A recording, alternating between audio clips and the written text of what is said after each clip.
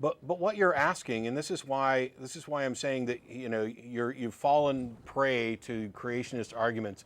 It's so typical. They're teaching little kids to go into their science classroom, and as soon as somebody starts talking about millions of years, the question they want them to ask is, "Were you there?" And that's exactly what you just did. And I'm going to, as nicely as possible, explain how absolutely asinine that is. You touched on it earlier. You only know who you weren't there. You have no evidence that your mother was there. And I said, yes, actually there is evidence. You can do DNA testing, and that is the confirmation. It doesn't matter if I was there. I didn't witness Jeffrey Dahmer kill a bunch of people, but that's the conclusion that the evidence leads to. So yes, I accept that in fact he did. I wasn't there when George Washington became the first president of the country, but the evidence leads me to conclude that that historical account is most probably accurate. And in the case of the Big Bang model, that is the result of a lot of math and thought that said, what is the explanation for the origins of the universe? And it's not like once we got the math somewhere we liked it, we just stuck with it. No, it was a model that made testable predictions, and then we went out and we did things like building the Hubble telescope and other instruments that allowed us to measure the microwave background radiation and confirm that the model was in fact accurate. I didn't have to be there to have sufficient evidence to believe that it is the best scientific explanation of origins. And what I find particularly amusing is that the creationists who want to ask, were you there? Most often they are particularly evangelical Christians.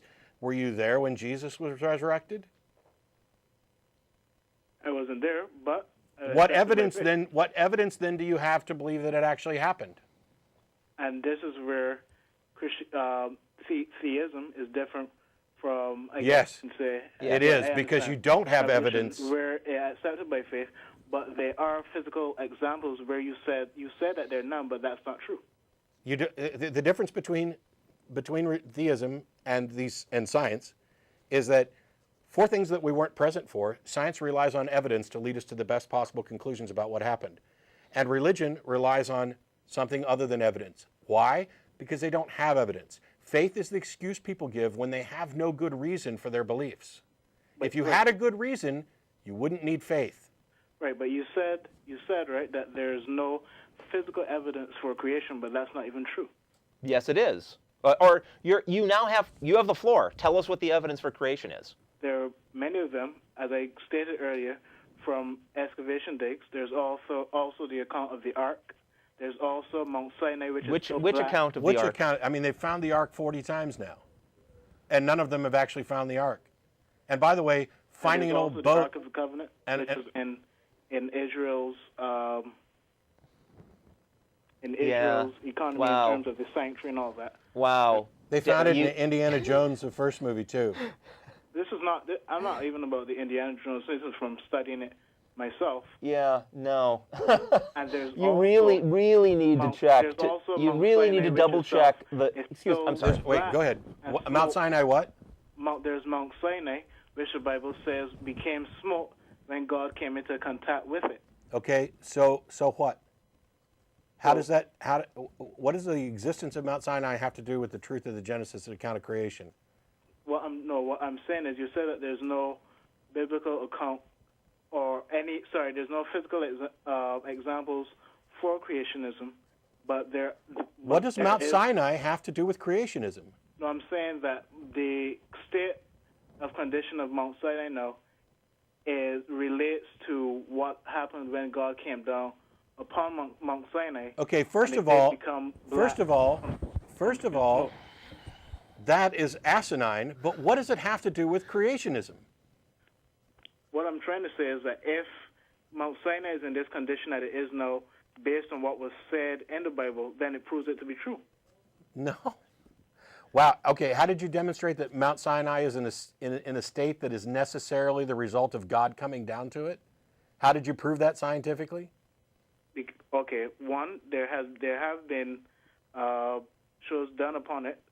Shows done. Okay. Documentaries. Documentaries. Wow. Yeah, I know for a fact, at least one of the documentaries, just getting back to the Ark, at least one of the documentaries about the discovery of Noah's Ark showed a piece of wood that was fabricated by a skeptic who was approached by filmmakers to make this thing.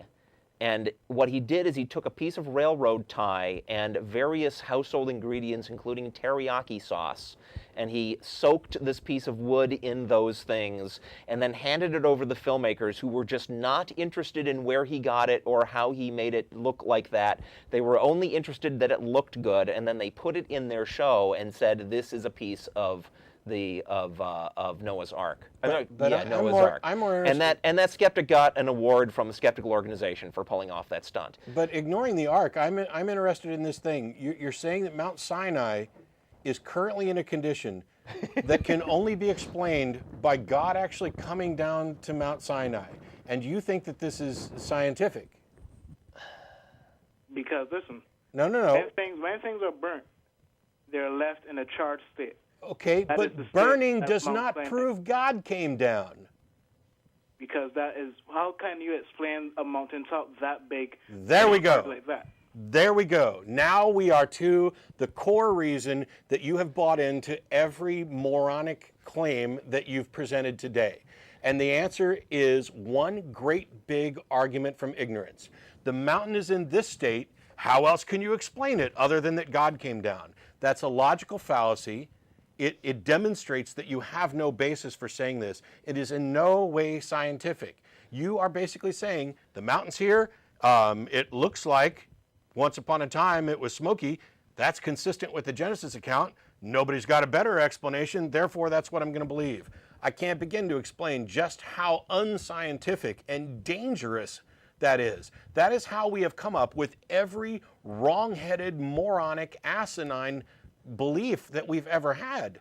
Oh, right. Lightning bolts, they must, can't think of a better explanation. This guy down the street says they must come from Zeus, therefore I'm going to believe that they come from Zeus. And it's, we did some investigation and we found out that we can direct them with, little rods. If we stand there and chant to Zeus, he'll strike us with lightning. I mean, it's that type of thing. You are saying Mount Sinai looks like it got burnt and therefore the biblical account is true.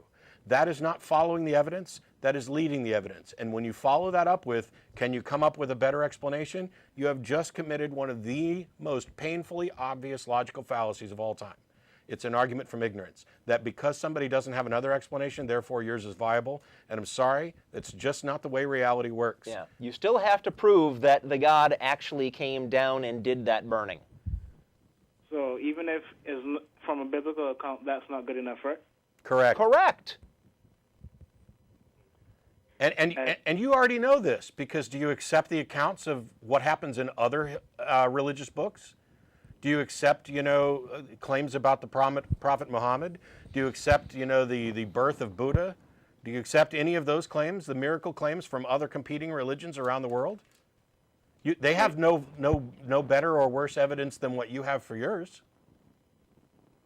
I mean, if that's what you want to believe, because we've gotten into age. It's not. No, hold okay. on. No, you hold on. This is not about what you want to believe. What you want to believe, as I've been trying to explain, is completely irrelevant. What I'd like to believe is true is completely irrelevant to what's actually true. And the difference between you and us is that we care whether our beliefs are true, and you care whether or not what you believe is what you want to believe. Okay, here's the thing. We really should move on. Yeah, we're going to move on after this, so get your last shots in. Okay, all right. My last point about it is that, early on you said in the show that it's not right to violate someone for their rights.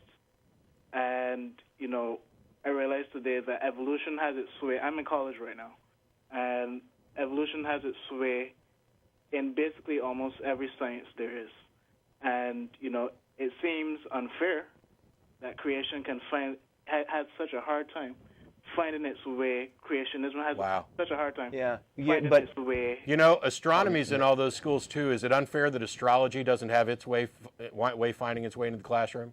Is that unfair? Is it unfair that we have a bias toward truth? Is it unfair that we have a bias toward things that are scientifically demonstrable? Is it unfair that we discriminate against batshit crazy ideas that happen to be popular with somebody? And Stefan, thanks very much for perverting the intent of something I said earlier in the show.